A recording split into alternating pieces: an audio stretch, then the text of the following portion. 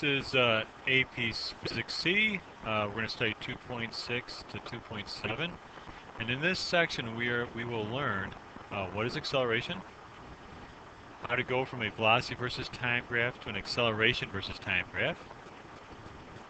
Acceleration is the derivative of a velocity function with respect to time.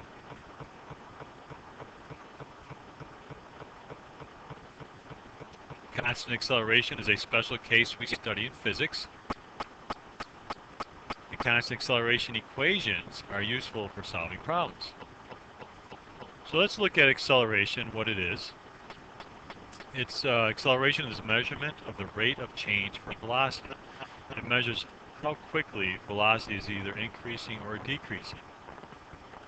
In this example, the dog going down the hill is probably increasing in speed. It probably has a velocity that's going faster and faster.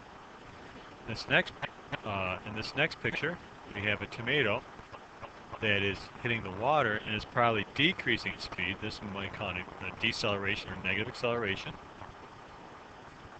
Now we'll look at average acceleration. It's not instantaneous. Average acceleration is the rate of change for velocity. So the equation should look like this right here. It's a change in velocity over the change in time. It's over a period of time. It's not the instantaneous. It's over a period of time. That's our average velocity. This equation you should write down in your equation section of your notebook. So you can pause the video and do that. If you look at instantaneous acceleration, that has a different equation, although it's very similar. You can imagine what that might look like. Instead of change in velocity over time, it's the derivative of the velocity function with respect to time. So it's dv over dt. You can also think of it as the second derivative of the displacement function with respect to time. You take the derivative of the displacement function once, you get velocity. You take it again, you get acceleration. The sample problem we're going to look at shows that a particle's position on the x-axis is given by this function below. X is in meters, t is in seconds. We want to find the particle's velocity function and the acceleration function. So pause the video now, do this in your notebook, and check to see if you're right.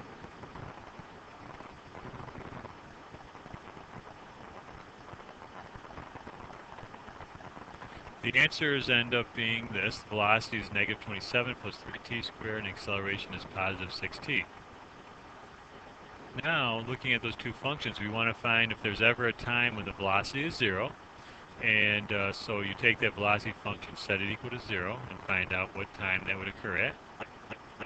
So we have this here.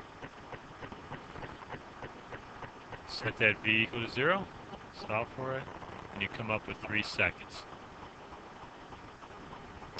Now we want to describe the particle's motion for t greater than or equal to 0. And the key idea is to examine those expressions for the displacement, velocity, acceleration.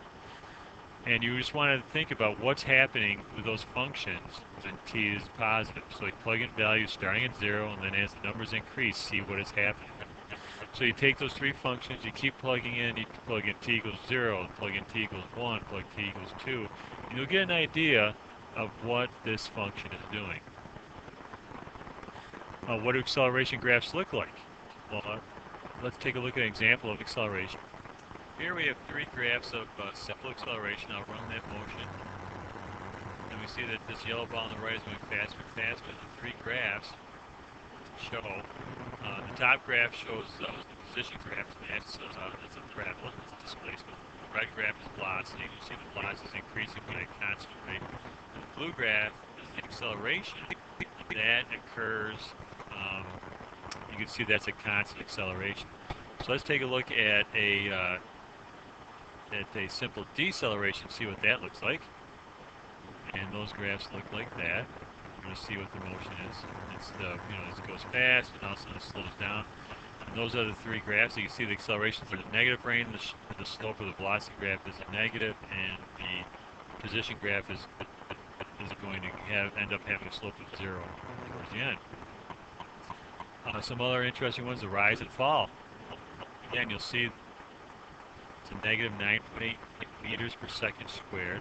And if you see that motion, the ball rises up, it comes back down. You see the acceleration stays at negative 10, or negative 9.8. The slope of the velocity graph is negative 10. And You can see the position graph shows it going up and back down. Below we have a velocity versus time graph. And what I would like you to do is pause the video and draw the corresponding acceleration versus time graph and see how close you come. So please do that now. Here's the corresponding acceleration graph. You can go back and forth in the video and see why it's the way it is. Remember, the slope of the velocity versus time graph gives you the acceleration. Okay, we're going to have a checkpoint here, checkpoint 4. And a wombat moves along an x-axis. What is the sign of its acceleration if it is moving in the positive direction with increasing speed? So pause the video. For each one of these, pause the video and give us your answer. Okay, positive direction with increasing speed is a positive acceleration. The next one is in the positive direction with decreasing speed. Go ahead and pause the video, think about that, come up with an answer. It's a negative acceleration. In the negative direction with increasing speed. So think about that one. Pause the video. Negative direction with increasing speed. It's negative acceleration. And the last one is in the negative direction with decreasing speed. Positive acceleration. Now we're going to look at our special case of constant acceleration. That's a very popular thing to look at, is this constant acceleration case.